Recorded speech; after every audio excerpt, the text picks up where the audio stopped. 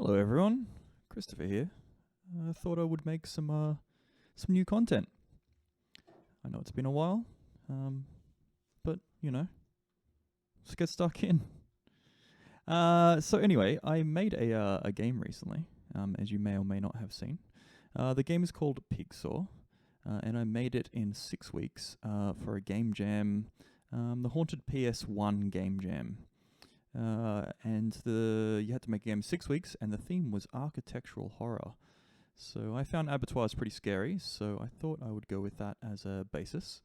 And basically this is the game that I made, and I want to do a kind of little behind the scenes, just kind of talk about the general architecture, a bit of a post-mortem kind of thing, and just give some sort of, I guess, general advice on things that I did, and maybe things that I would have done differently, things that I failed at, that sort of thing, just so you can learn from my experiences if you like. So it's probably a bit of a shift as well, I guess, from my older content, which was all 2D. So as you may or may not know from me following me on social media, if you do, that I have switched over to 3D mostly these days. I'll probably still do 2D, but this is where my heart lies at the moment, so this is the sort of content I'll probably end up making. Cool. So if you haven't played the game, I strongly suggest that. It costs all of $1. And this, is going to have a lot of spoilers in it and just show all the behind the scenes stuff. So I'll be ruining the game well and truly. So if you have any desire to play it, I recommend playing it before you actually watch this. Okay, so on that note, I guess we'll get started. So this is the first scene that loads up. This is kind of just an initialization scene. So it doesn't, even though it has a camera and stuff, it doesn't really show anything. The main thing that it does is it has this object here. And this is just a game object, which has a game manager script on it.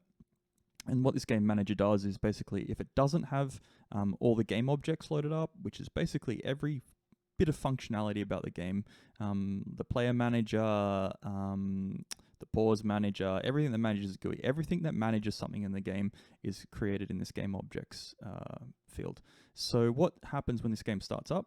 This game object sets itself to do not destroy on load, which means that this object will carry over between scenes. And it basically, what it does, if it says, if I don't have these game objects, just create that and then have a reference to it. And that's all this scene is there for. And this is a good architecture to sort of start your game with, where you basically create a static object, something that just stays between scenes, and it manages everything. So if you ever need stuff to carry over between scenes, like player data, things that they've picked up, their current health, things like that, this is a good approach. And so the way that you do this is you put this in the starting scene, so it only ever gets created once. Because if you put this in a scene that's going to get reloaded again, it's going to create another copy of that object, and you're going to have a bunch of like game managers, throughout your game, and obviously that's going to create a lot of bugs. So it's good architecture. Just first scene, load up a do not destroy, and then just keep that one object for the entirety of your game. So secondly, we go straight into the menu after this. Now, where's the game? Cool. So that's what the menu looks like from the game perspective. It's just like a camera just pointing at some models and things like this. It's kind of an imitation of the one of the scenes that you start in when you play the game. This is a very simplified version. It doesn't need to be very complex because obviously it's just the menu, so you don't really need activity here. I'll just actually hit play. Should go. Yeah, cool. So they're moving around and stuff. Just build text, Twitter handle. So just quit the menu, quit the game, and then play, which just loads up the next scene. Very simple stuff. You can see the level there. See, this light isn't even sitting on something, it just rotates. Turn that off. And go back there. See. Yeah, so just do what you need to do. If something's behind the scenes, no need to work on it, Just have rough edges where people aren't going to see stuff. Especially in a jam, there's no real point working on that stuff. So that's all the menu does. And then the next scene is the pregame. And this is just a little text display that just kind of tells you, I guess, what you're in for. And just some explicit instructions straight away. If you ever make a jam game, I highly recommend having a screen that's similar to this in some sort of way, where you just kind of just tell the player explicitly what they do in your game and what the point of it is, especially because in a jam it can be kind of confusing to someone who plays your game what they're actually supposed to do and what the objective is. Now you might write this on the page, like, you know, on your itch page or whatnot, but people don't always read that stuff. So best to put the explanation right here just before they play the game. Just give them something to work towards immediately. And I find when people do this and I play their jam games, I just have a better experience straight away because I have an idea of what I'm supposed to do. And in jam games, you know, the edges are often a bit rough, so sometimes we don't teach the player what they should be doing very well because that takes time and polish. And, you know, you got to watch people play your game and go, oh, they're not quite getting that, and then you change it. So just tell them explicitly for now. Maybe later on you can get rid of something like this, but, you know, for now this works. Anyway, so yeah, so my explicit instructions are to press escape as well. So when you get into the actual game, if you press escape, it gives you a much more detailed guide, which is a lot more helpful. So I just go to this level intro one, and this is the first actual level. You can see up here, I have a player and a game manager. This game manager is that object that I was talking about at the start. And this player object is just the player. And what I usually do is when I load up a scene like this, I can just turn those both on if I want to test. So you can see at the moment it's got no display because there's no cameras or anything. But if I turn both these on, you can see that now I can see wherever my player is, which is right there. Okay. Now if I turn that player off, this game manager will have a look for where the player spawn is, which is there in this cage. And then it will spawn a player there. So I hit play now.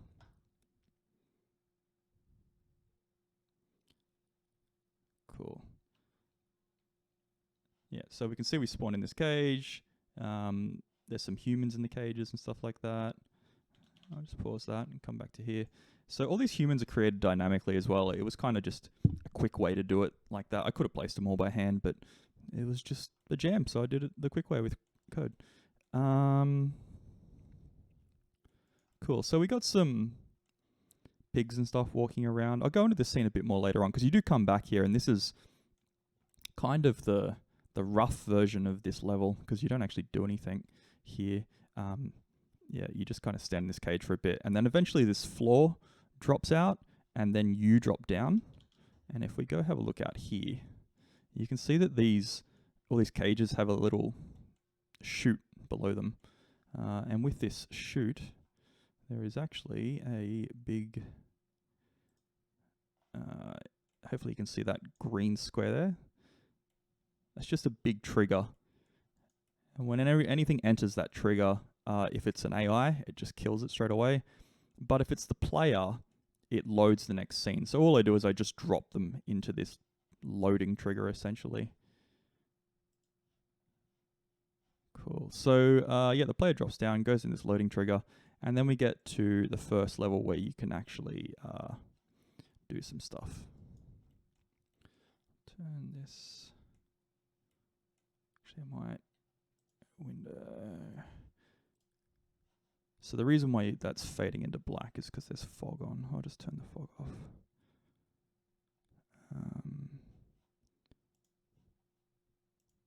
Cool. So now we can see it all. So this level is all my levels are made with something called real-time CSG. And CSG level creation is a very old concept. They used to use it a lot back in the day for making retro FPS games and things like that, and just simple geometry in general. And the way that it differs to something like ProBuilder is it's all dynamic. So you basically create collections of shapes and things. Here, I'll just give you a little demonstration here. Whoa.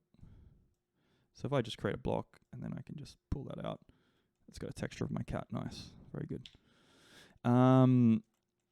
Yeah, so you just create blocks and shapes, and out of these blocks and shapes you build your level. And the whole thing is that, you know, this is all dynamic at all times, so it doesn't matter what I build. I can always just go back and change it later on. And this is the advantage that it has over ProBuilder, is because ProBuilder kind of locks it in a lot more. So for instance, if you've used ProBuilder, think about how you've built a wall, right? And then you've built a door, and then how difficult it becomes to move that door later on. With CSG, that stuff is a lot easier. You can just literally just drag the door and drag it along the wall, and all the geometry updates itself. So that's why I like to use it. That's definitely one of its big advantages. So real-time CSG is what I use. It's a free plugin these days. You can go find it on GitHub. Okay, so anyway, you spawn here. You can see the player spawn just there. So the idea is that you've dropped down the chute and then you've come to here. I'll just hit play on this. Oh, it's not actually going to do anything. We need this game object to be active. There we go. Okay. So there we can see the pause menu as well. When I hit escape, that brings up all these things. So I put a little guide in there too. That's just to help the player sort of give a general idea of just the mechanics that are in the game as well. It lets you know that the enemies do have some sort of sense, so they have line of sight, they have hearing. The fact that melee attacks do more damage on unsuspecting enemies, so people understand that they should be trying to get behind enemies. Headshots count. Throwing barrels, they can do that. Like, people might not realize they can do these things unless you just explicitly tell them. Because I don't have time to make a tutorial. It's only 6 weeks to make this game, so it seems like the best option to do it that way. Anyway, we'll unpause that, and we will go to here. And now we can see what's going on. So that's my player capsule there. And this is just scripted to just push along. It'll just grab me and push me if I don't actually move. These guys are scripted to run up to the door first. And then this door opens. And then we can see that these guys start to kill them. So I'm about to get attacked there. Oh, no. Okay, I'm dead. All right.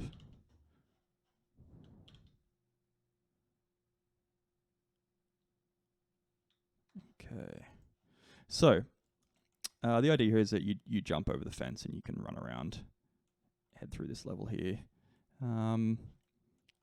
As you run down these hallways, you're going to get blocked by certain pigs that cut you off. This guy will chase you too. And you run and jump up on the barrels, you get up on the pipes, and then you can follow these pipes around up into the vents. And then the vents, eventually you come to this chute. And this is the same as the last level, where it has a trigger zone that you fall into, and that'll just load the next level. So all quite straightforward at this point. So escape. Next up we have the butchering level.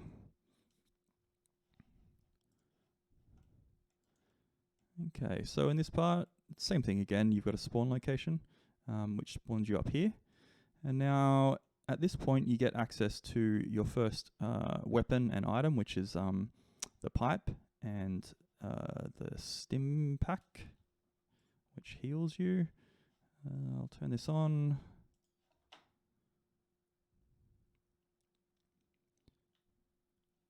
Okay.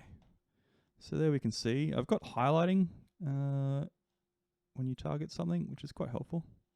So this is just a highlighting effect. I think I actually got this off the Unity store and modified it, so I don't think this is all my code, this part. But you right click to pick them up. If we press tab, I did actually go to the effort of building a grid-based inventory for this. It's really not necessary because the game ended up being kind of simple enough that it wasn't really necessary. I didn't need to build this, but it was fun, and now it's built, so I'm going to keep extending this. And if I ever want a grid-based inventory in my games from now on, I don't have to rebuild this stuff, so it's good to have. I can right-click on things and use them. They just put my health up. My health is at 0 because of the way I'm playing this. I'm kind of debugging it, forcing it to play, so it's kind of a bit strange. And that's my pipe. Now I have full, it equips to a hot slot, and then I can swap between those if I have different weapons. There's only 2 weapons in the game though, so it doesn't really make use of this that much. And I can move things around, and things will swap with each other and stuff. And if I drag them out into the world, they drop. And I almost lost my pipe. These have a kill zone in them, so if I, hit them, like that, it'll actually kill me. This is used throughout the game, so this is a great way to sort of create really generic broad scripts that you can use throughout your game. So this just, anytime the player enters it, it just kills them straight away. And I've used that for so many different things, just as a sort of, you know, fail safe. If they go here, they're dead. Just cleans it up nicely. Okay, so after the player gets these items, they kind of go through the vents for a bit, and they end up in this cool choppy bit, which I put a lot of love into. I really like this bit. So we can see here, it's kind of like a pit, and these two saws go back and forth. Now, they're just managed by like a manager that just handles these two things, and these have different states. So they just kind of, they turn, they spin their blade, and then they make a sound, and then they make another sound when they come back as well. And they just have like a trigger zone on them as well, that if it hits the player or an AI, it just kills them instantly again. Okay, so after this disgusting bit, you can see I've just put all blood and things in there, and yeah, just haphazardly. Anyway, they get up the ladder, and then they can head around here. There's a little area up here if you want to go up here. This is where you encounter your first pig that you can actually kill if you want, or avoid. And the desired path is to head up this way. You can jump this fence if you like. I've seen a few people do it. They think they're kind of level skipping, so I left it there because I thought it was funny. They're actually skipping the shotgun, which is hilarious. So as you get up to this bit, you can see there's a little control room here, and you, through that window you get a little glimpse of this pig. He won't see you so long as you walk or crouch, or just don't make noise, and this will get you access to the shotgun and a couple of shells. The shotgun in this game, now that's been rebalanced, is just single shots. If you get close and you get a headshot, it's just one shot kills. And then the ammo is quite sparse, so that's the way that I manage that in a balanced sort of sense. So you head down through underneath there, down the stairs, and you come up into this area. I'll turn this lighting back on because this looks really cool, this part. So I just put all this kind of red here for all the blood and stuff like that. Again, this just has a kill zone in there, so if people jump in there, they do actually die. I don't see many people do that, but you got to handle everything just in case. And then they head over to these vents, go here, and then I've got a little spark effect. This fan's broken, so you can jump down here, and I put a light there too, just to sort of encourage people that they can jump down there. Should catch your eye. Okay, butchering depths. So this is actually the first level that I made. I wanted to just make a level in the middle that I found kind of interesting. I played around a lot with the architecture. Oh, what did I just turn off then? Not the right thing, apparently. Oh no, fog is... Oh, I haven't turned the light off. There we go. Okay. So, yeah, this level is very inspired by a manga called Blame, which is, you know, a very kind of minimalistic action based sort of manga, and this is playing around with just this kind of just high platforms, narrow walkways, just crazy architecture everywhere. This is one of the things that I really wanted to play with. So I just built this level first, having no idea about the balance of my game and stuff like that. And this level ends up being kind of hard to people, which is good that it's in the middle, so that people get a chance to sort of get a feel for the game a bit more before they get to this level. It's a bit easier now that I've added checkpoints after the point. This game didn't have checkpoints when I first released it, so it was quite difficult to get through this whole area. A little bit easier now. Anyway, so you start in this pipe, and you drop down here. I'll give you a look at what that's like. Turn this on.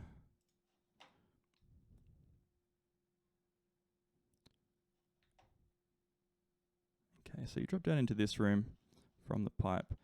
If you do go back up that way, you can actually see a secret. Nice to put secrets in your game. I put my cat because he's adorable. Okay, so this is the main path. You come through here. And the idea with this scene was I wanted to sort of frame something. So if I play this scene properly, I'll actually just turn the brightness up a bit here as well. So if I play the scene properly and run out here, usually you need the fog here actually. It really helps actually break up everything. Cool, that looks much nicer. So the idea is that you see this guy through this and it's framed. So you kind of see this and understand what's happening before you kind of get involved in it. So if you had your weapon, you could go around the corner. He just stops there and you could kill him. Or you can sneak around here if you like and get behind him. Depends on how you want to play it. This game goes either way. So you can stealth through the whole game if you like. Or you can try and kill everyone. Or mix and match. It's up to you. So that's definitely something I tried to think about every step of the way as I was designing it. These barrels, you can pick them up as well. And you can throw them too. They make noise. And they also do damage if you throw them. They were very powerful when I first made the game. You could actually one-shot the pigs. But I since fixed that. Okay. So let's come over to here. So basically you follow that path along that I was just showing then. You can go upstairs here. There's a little secret bit with some shells and some meds. Over here there's a long sort of stairway that goes down. I added a little bit so that you can hide here if you meet him halfway down the stairs. I found that people were having a little bit of trouble with this bit, so I tried to smooth it over. We've got this bit here, which is the checkpoint now. And you encounter your first sentry here.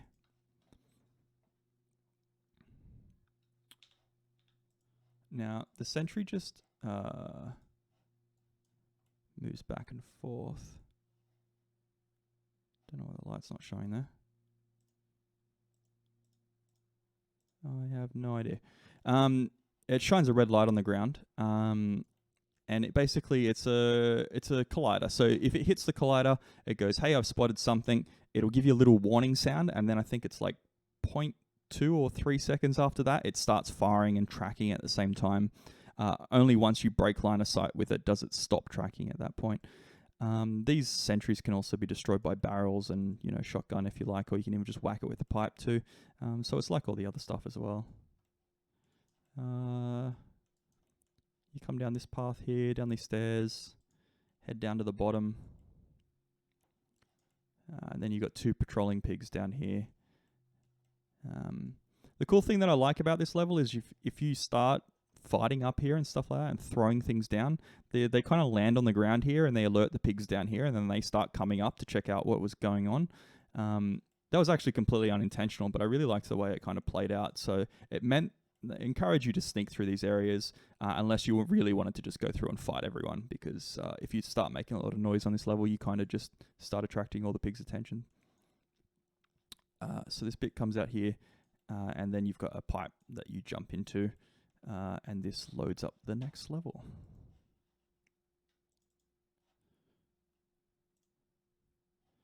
Okay. So turn off the fog again. Okay, so in this scene, honestly, this is probably one of the most annoying levels in my game, and I had to really sort of get this right because I did definitely mess this up a bit. So this is a platforming level, essentially. It basically uses your dexterity and your knowledge of the movement to sort of navigate your way through these platforms and things like that. It got a bit tricky. I mean, the reason is because the movement controller that I'd built, I'd actually been building that over the past year, sort of adding to it and reworking it and things like that. And it was quite slippery. It was a very sort of retro feel to it, almost like Quake-like. So you slide quite a lot. That wasn't a good mix with how, I guess, intricate I'd made the platforming. For me, because I'm so used to the movement controller, I found it very easy. But I didn't think about the fact that people might actually find this irritating and frustrating, which is mostly what they found it. So this is my biggest mistake, honestly, in the entire game, is this level, in combination with the slippery movement of the controller. But it's since fixed. I made him the character a lot more grippier. He doesn't slide at all anymore. I increased the height that you can fall before you take damage, so you take less damage, and you just don't take damage if you fall a smaller amount. And I made his jump a bit bigger as well, so you can clear these gaps a lot easier. Yeah. So this is like kind of like a human settlement. This is my initial idea where I started with for a concept for this level, was just that you weren't the only human to escape the pigs. These guys had also escaped them, but they didn't know what to do afterwards. They kind of just hung around here and hang out together. That's all they can do. They don't fight back like you do. And then I wanted you to come here and basically, essentially for you to be like kind of like a chosen one, like, you know, you come through and they're like, would worship you or something or other, and give you essentially some item or something that would help you overcome the pigs. So that's where I started with that concept, and then I ended up kind of splitting it up into, this is the humans where they hang out, and then this tower, which honestly griefed so many people. If you played Pigsaw back when it first came out and you climbed this tower, I'm very sorry. It was a lot harder back then. All these platforms that are around the place were tiny. They were very, very small.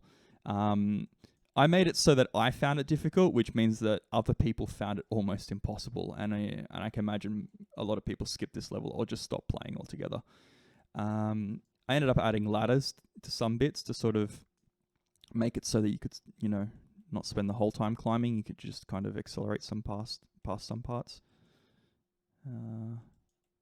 Yeah, it's got a cool green flame and light and stuff that comes out. We'll just...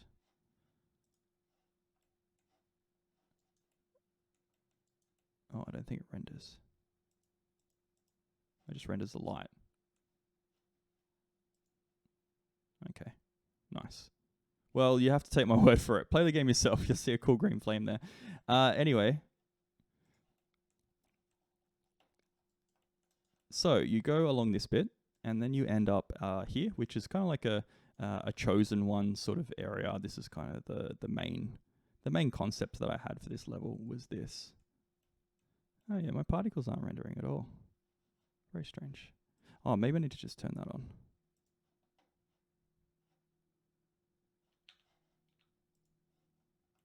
No, it's not that. Okay, whatever. Anyway, there's like cool green flames here as well. And then you got a picture of, which is supposed to represent you, with this is a floppy disk, which I kind of used to represent the highest security clearance. So you have access back to where you were because now you have a security card, and then that's all it takes for you to essentially carry out the prophecy. I added this symbol. This text here wasn't here originally. This is part of the latest build. These are supposed to represent the levers as you go up to the next level. So I put these here, and I wanted to see if, and kind of like reward people who paid attention. But out of the playthroughs that I've watched of people do this, they don't actually get this. But I also didn't want to expressly tell them. I didn't want to say, hey, these are levers, pull this one, but don't pull this one, because that, I don't know, it seems a bit cheesy and it's no real fun then. So I put this down here, and I said he will choose who lives and who dies.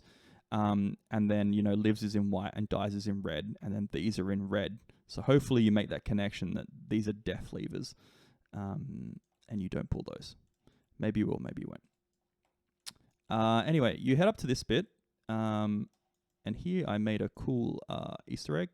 I had the idea of just kind of, because I was playing the game and testing so much, I just started throwing these barrels and just trying to land them on stuff and whatnot. And then I was like, I'll make a hoop. And then I made a hoop and I started shooting. I was like, that's pretty fun. So I made 3 hoops. And then a friend of mine played it, and he was like, I spent so long shooting those barrels into hoops and I wanted something to happen. I was like, yeah, all right, fair enough. So I did put an Easter egg in here. It might not work in this. Let's have a look.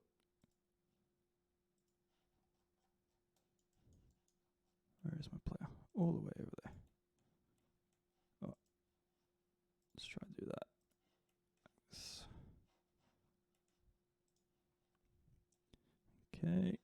sec. Just going to move my player all the way over to the end here.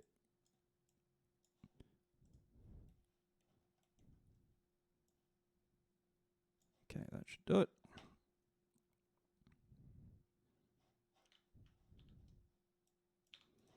Cool. So, yeah, so you can see here I lit them up red, so you kind of get your attention. I also put a barrel there to sort of encourage you. This is a bit of a Half-Life trick where you put, if you're supposed to use a prop to interact with it, you put the prop directly on the object or near the object, so it helps people get the idea. And you can see that if you... Nice. You get the red light. And this is to help confirm you that, you know, this is something, so... Oh, come on. Nice. Okay.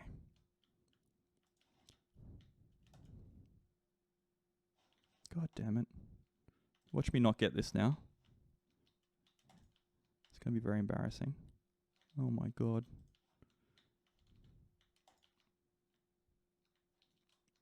Okay. I swear I usually do this really quickly too. It's getting ridiculous. Okay. Now I'm getting worried. I'm getting generally nervous. I'm sweating. Yeah. Okay. So a laugh plays. I haven't got the sound on that moment. I might just turn this on.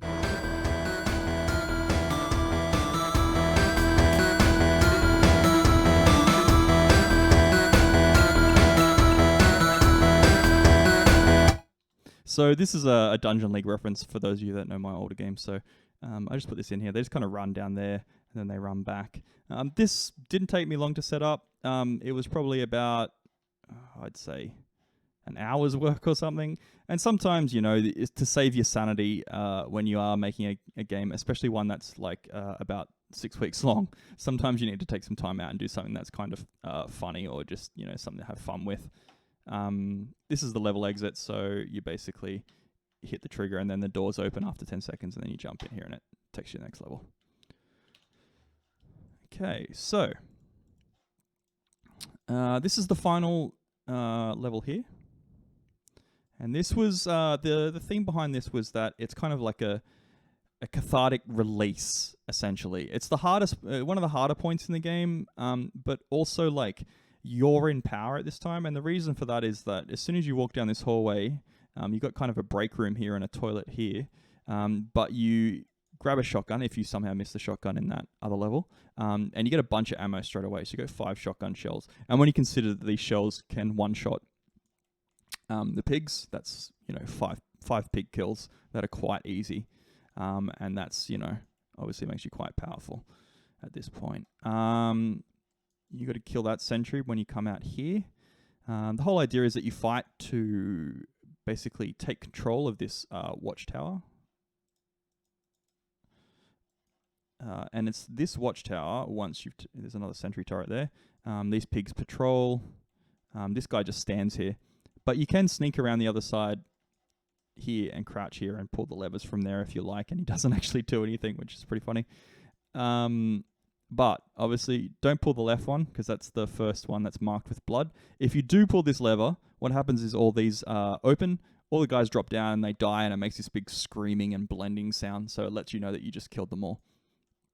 One of these levers opens the cages, I think it's this one, and the other one opens this gate here, which is what ensures that, you know, you do actually take this point before you move on.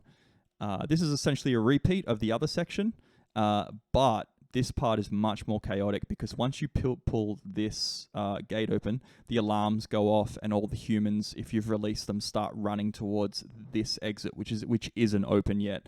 And the pigs will start to kill them as well straight away. So the idea is that you use that mayhem that you've just created to run up and take this tower.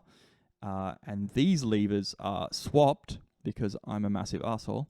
So this one will actually kill them.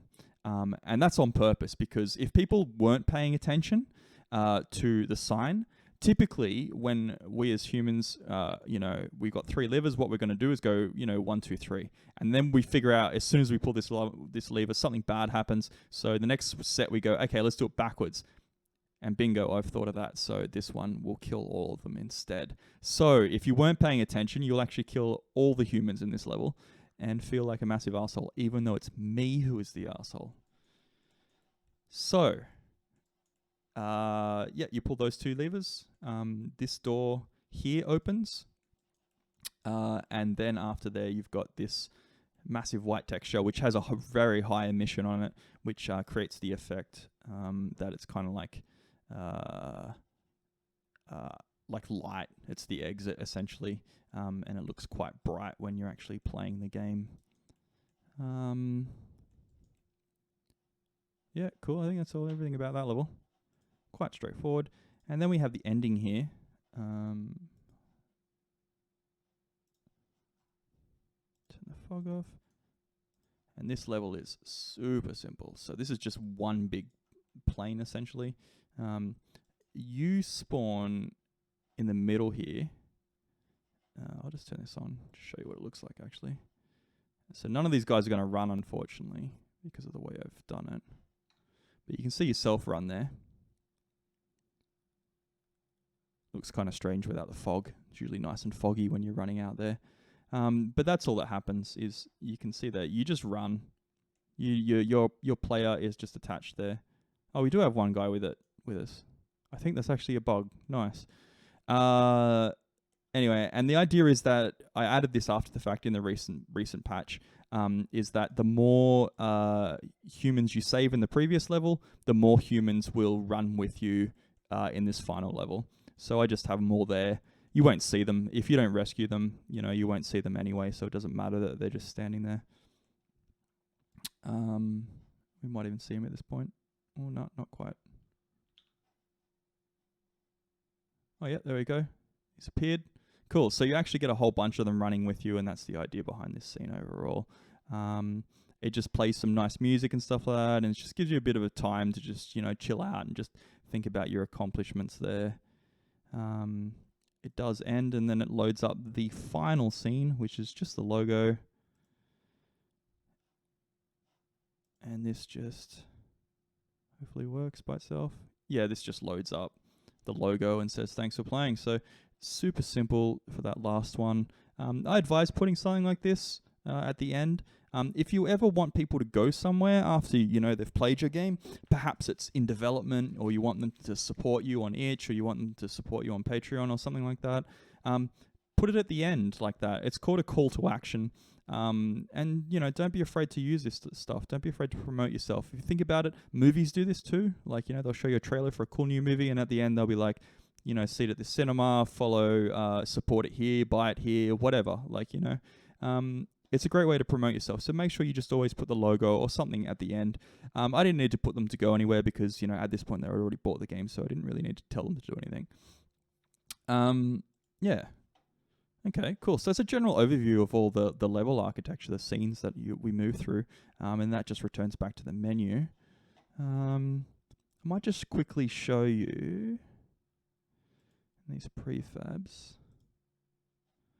Here I've got the enemy, so I'll just drag him in there. That's enough to see this.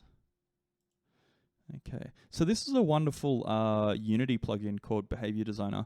It's not cheap. I think it's about $100, so you're gonna have to invest for this one. But it's amazing. It is a very, very good plugin. Actually, I'll load a different scene, one that makes a bit more sense. Let's go to the depths. Yeah.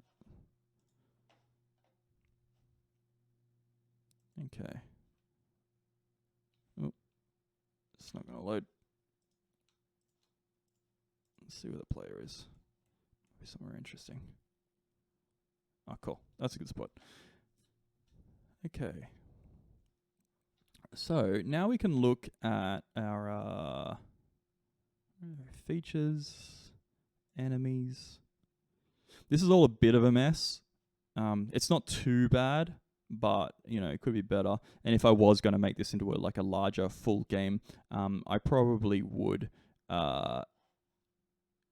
fix all this stuff up. Just naming conventions and folders and things like that. You should try and keep this as clean as you can, but during jams, in the last moments, it almost always goes out the window, so don't be too hard on yourself, but do try and keep it organized for as long as you can. You can see I do have some structure here, and this does help, especially when you get in the later stages. You will appreciate that. So, behavior designer. So this is one of the piggies walking around right now, and you can see they have essentially two behaviors that they're running constantly. If you haven't heard of behavior trees before, I highly recommend you go look it up. The concept was first popularized by Halo. Basically, what it means is that your AI essentially have all these inputs that they get, like things that they listen for in the environment, and then based on that, they decide what they should do. And they keep it in smaller chunks, which is kind of separates it from a finite state machine. There's plenty of videos on that, so I'll let you go look that stuff up if you like. But what this breaks down to is that these are its inputs. So it senses everything that's nearby. It goes, hey, there's an enemy nearby. There's other things nearby. I can hear this. I can see that, essentially. And then based on that, it generates aggro. So if it sees you for long enough, it will be like, hey, I'm going to go kill you now. And that's how it figures out to do that. And then these are the different behaviors it can go through. So I've got dead is first, obviously, because, dead pigs don't do anything. And then this one is pain is the second most important, because if it's in pain, it doesn't, do its other behaviors. And then we have attack sequence, which when it's actually attacking, this is pursuing, so it's trying to get closer to attack. This is it heard something, so it goes to investigate wherever that sound came from. And this is its search method, where it's heard something or it's searching the last location that it saw you in, either or. And this is patrol, which is its final state, which is what it does by default, because none of these other things are relevant at the start. And this is just a set of transforms that I feed into them. You can see over here, NPC patrol. If I click on this will show me the patrol path. And then if I go back to the scene, I can just go like here and look at this. So there we go. That's his patrol path there. That's his next one. You can tell he's walking towards there. And he'll just go stand there. And this little path script, it just tells you I've got some, times there. I can make that random if I want, like how long he stands and faces there. Whether or not he faces whatever transform that's set to. I've got set facing there. You can see on this one, he will actually walk over to that and face that direction when he comes out here. Yeah, it just kind of slides a little bit. Not animated heaps well. On the animation note, I didn't have time to get stuck in and do proper animations myself, so I actually used Mixamo for a lot of all this stuff, really. Anything to do with the NPCs, that's for sure. I found some nice animations that helped, that worked for them. They looked kind of nice. Which one's here? Just want to focus in. There we go. Yeah, so they're just Mixamo animations. They look kind of nice. It's got kind of like a hunch to it. I think it was an injured animation or something or other, but it really suited the way that they walk, and it looks nice with the saw and stuff. I think it looks like it's got some weight to it, which is good. They all have ragdolls as well, which was a fun thing to add. There's plenty of tutorials on that on the net as well. Unity ragdolls are pretty easy to implement. And you can see he just has a collider on his saw, so his animation just makes this move, and if that collider hits you, you take damage. That's as easy as that. I think it has a timer on it to make sure it doesn't hit you a bunch of times in, a couple of frames, which can sometimes happen with physics stuff as well. So just little things like that. Trying to think of anything else. We talked about everything. So, yep, cool. All right. I think I'll sign off there. It's been a fun little thing to do. If you have any questions about, I guess, further about this stuff, then maybe write in the comments. If you want to see more of this thing, just let me know. Honestly, I'm looking to make more content these days.